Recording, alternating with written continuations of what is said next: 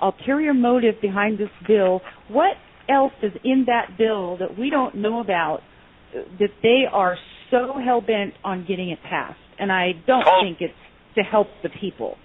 Yeah, it's not about health care, it's about control. They want to control the people, all the way to the RFID chips that are built into the health care cards, and the whole notion of just having everybody in their database with a huge amount of the economy is really about control. That's what the Illuminati want. Bob, take it from there.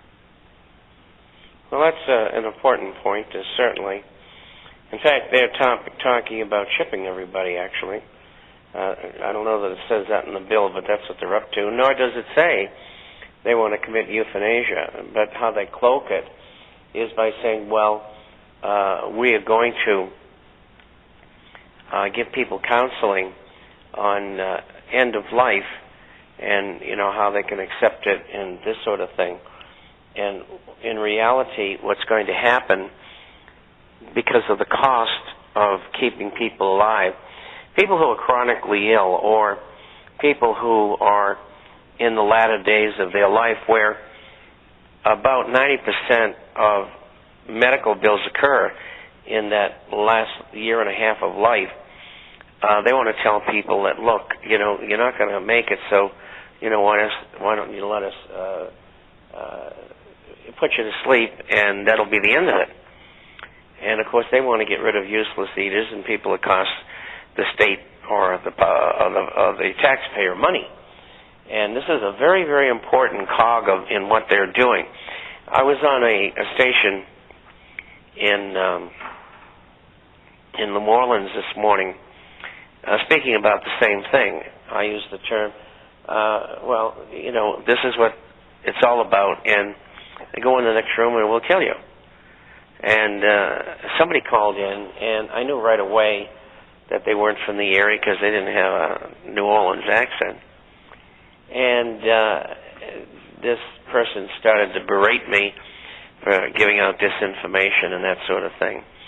And so when he finished with his, what I would call a tirade, I asked him, I said, which government agency do you work for? And he said, I'm not going to answer that. I said, do you know, under the law, that you must answer if, in fact, you do work for an agency, and tell me whether you do or you don't. He said, I'm not going to answer. I said, that's okay. I said, I'm not going to answer any of your questions, and we're going to take you off the air. Wow. And so that's and they weren't after me. They were after the station because they were laying for it. And and this is what the government's doing. And, of course, when they run up against somebody like me, I turn them into chopped liver because I don't care. I mean, when you're 74 years old and you've been at it for 50 years, you have no fear anymore. And so that's what they got themselves into.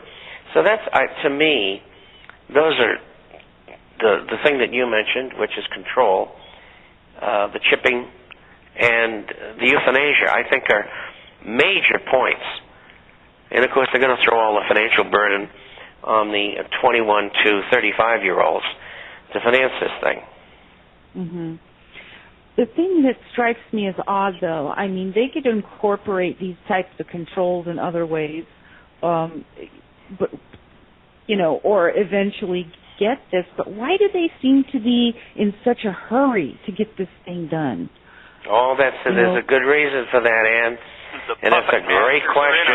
And that reason is because of programs like this and the Internet. We are driving them right up a wall.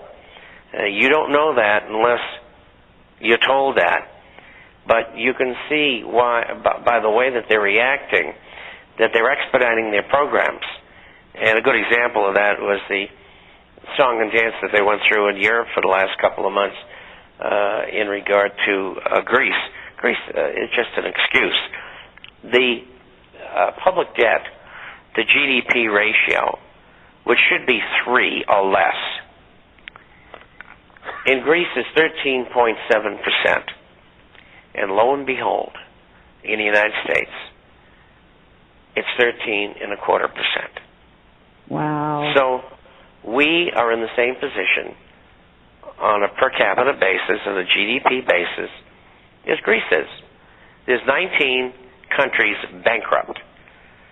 And next year, they're going to bring them all together, and everybody in the world is going to devalue their currencies, and that's going to screw the public, of course. And, the manipulation of the gold market. And they're going to have a default on debt multilaterally between the different governments. And there'll be a new international currency unit only used for trading. They will not go to an international currency at that time. And that's where this thing is headed. And it will be accompanied by deflation. And when that deflation begins, it won't stop for years. And in the meantime, they'll cook up another war, a third world war, to catch people's attention like they did in arranging to have Pearl Harbor bombed. And that's the kind of thing that we're facing. Yeah. And the other thing to realize is you have to remember that health care was designed to be passed very quickly in the early part of last summer. The fact is, it's languished for 8 months, and the reason why is because Americans were stirred to wakefulness and looked up and said, now wait just a damn minute. And they created quite a fuss about it, and quite frankly, it's because of programs like this. It's because of people like Bob, and it's people like you that have gotten up and taken an active stand and said, look, we're not going to be sheep. We have a purpose here, and the purpose is to wake people up and empower them to change the course of history back to where it should go. These people are in a desperate hurry in here, and this is one of the reasons why Obama is the puppet on the string, and the powers that be are yanking him around like crazy. And I think one of the things that's really interesting is we're starting now to hear the propagandist media begin to talk about birthers. And I think that is a subtle warning to Mr. Obama that, hey, you had better get your act together and get this legislation done, or we're going to turn you over with the truth to the American people. You know, and every time somebody on the mainstream says the word birther, a few more people wake up and go, gee, what's this controversy about birther all about? And they research and they discover, whoa, you mean there's a possibility that we have a usurper in office and that we went through a coup d'etat on January 20th, 2009? What do you know? But I think that's a subtle warning and not so subtle warning. Obama, get this legislation through or you're done. And that's quite an incentive for him to be on a one-track railroad to doing it however the heck he can. Right, but I think it's going to backfire, though, because it's just like you said. Now it's drawn more attention to the subject, and I think that the fact that these incidents have happened is no coincidence. I'm wondering if there's some kind of false flag events, because how convenient that all of a sudden the biggest terror threat to the nation is the 9/11 truthers and the Patriot. You know, this is a way to demonize and discredit the Patriot movement. Well, it's there's a lot that they have to do. There's a lot they have on their plate. But as Bob said, you know, programs like this, the word is getting out to people, and they're waking up by the hundreds. Granted, we need them to wake up by the thousands, but even waking up by the hundreds is really scratching at the underbelly of these people and forcing them to accelerate their plans. And when they accelerate, they make mistakes. And as Bob has talked about on so many programs and in his international forecaster for so long, this is exactly this is their Achilles heel. And we're not going to go quietly, and we're going to resist and fight every move they make. And eventually, when the mass and the power swings over to the people, the American people have more mass and more power than they know, but they've spent years like the elephant chained to the post. The elephant never breaks away from the post because he has no clue what power he has, but he could trample that handler beating on them with a stick in the front and, not even feel it. So, right. that's kind of where, that's kind of where we're at with this.